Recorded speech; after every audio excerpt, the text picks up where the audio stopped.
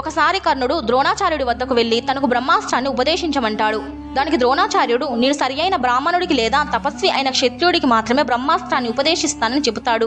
అది విన్న కర్ణుడు ద్రోణాచార్యుడు తన గురువు అయిన పరశురాముడి వద్ద బ్రహ్మాస్త్రాన్ని నేర్చుకున్నాడు. నేను కూడా పరశురామ ప్రభు వద్ద బ్రహ్మాస్త్రాన్ని నేర్చుకుంటానని చెప్పి మహేంద్ర పర్వతంపై తపస్సు చేసుకుంటున్న పరశురాముడి వద్దకు వెళతాడు. కళ్ళు తెరిచిన పరశురాముడు ఎవరు నువ్వు అని ప్రశ్నించడంతో నేను ఒక క్షత్రియుణ్ణి, మీ వద్ద శిష్యునిగా విలువిద్యలు నేర్చుకోవడానికి వచ్చాను అని చెబుతాడు. కర్ణుని మాటలు నమ్మిన పరశురాముడు కర్ణునికి విలువిద్యలు బ్రహ్మాస్త్రంతో పాటు భార్గవాస్త్రాలు కూడా నేర్పిస్తాడు. ఒకసారి పరశురాముడు అలసిపోయి కర్ణుని తొడలపై నిద్రిస్తాడు. అప్పుడే ఒక తేలు కర్ణుడి తొడలపై పాకి కుట్టసాగింది. కర్ణుడు సహనంతో ఉంటాడు. కర్ణుడి రక్తం పరశురాముడి వద్దకు చేరడంతో పరశురామ ప్రభు కళ్ళు తెరుస్తాడు. కర్ణుడితో నువ్వు ఎవరు?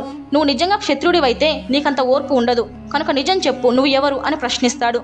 దానికి కర్ణుడు నేను ఒక శూద్రుణ్ణి అని జవాబిస్తాడు.